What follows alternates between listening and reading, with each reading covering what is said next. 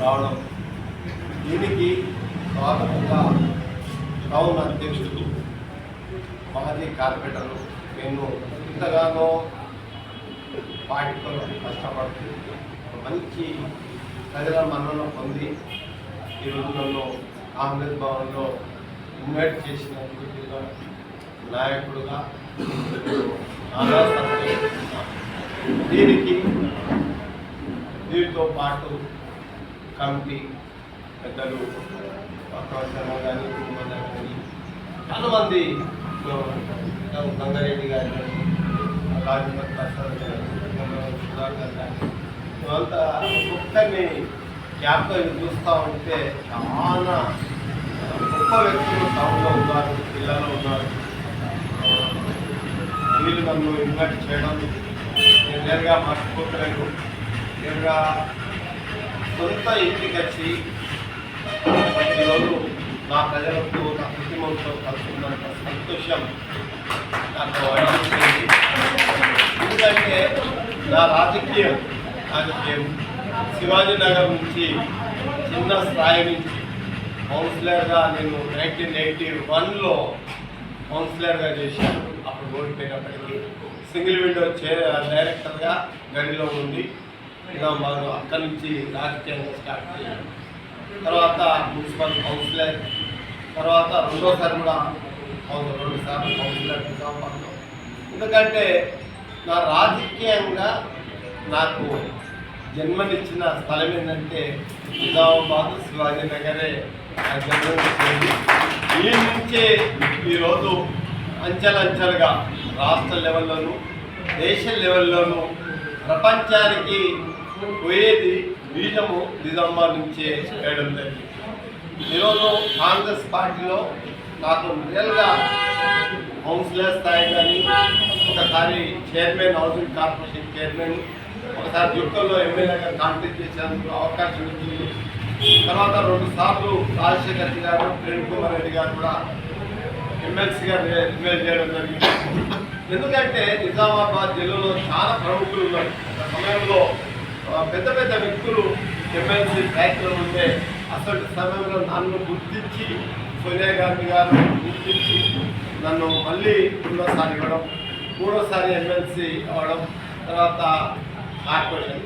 ఇంత సుదీర్ఘంగా రాజకీయంగా అవకాశం నా ఒక్కరికే వచ్చిందని చెప్పేసి నేను భావిస్తున్నాను. దాదాపు 35 సంవత్సరాలు ఉండే అవకాశం.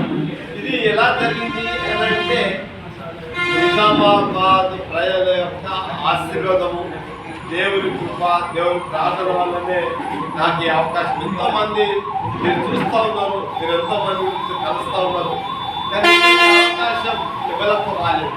నాకు వచ్చింది. మిగతా జీవితం 2 సంవత్సరాలు ఏజ్లో ఉన్నప్పటికీ, చివరిగా ఉన్నప్పటికీ ఈ రోజు అవకాశం వచ్చింది. చివరి జీవితం కాంగ్రెస్ నుంచి నన్ను ఈ స్థాయికి, అంటే యూత్ కాంగ్రెస్ ప్రెసిడెంట్గా సతీష్ పవార్ తర్వాత నాకు అవకాశం వచ్చింది. తర్వాత స్టేట్ మళ్ళా యూత్ కాంగ్రెస్ ప్రెసిడెంట్ తయారు ఉన్నప్పుడు ఆయనతో పాటు మళ్ళా స్టేట్ రీజనల్ పీరియడ్లో కానీ, లేదా బీసీసీలో కానీ ఇన్ని అవకాశాలు, పార్టీ పరంగా బీసీసీ డెలిగేట్గా చుట్టంగా ఇన్ని అవకాశం పార్టీ పరంగా వచ్చింది, గవర్నమెంట్ వచ్చింది. కాబట్టి నా జీవితం ధన్యమైంది.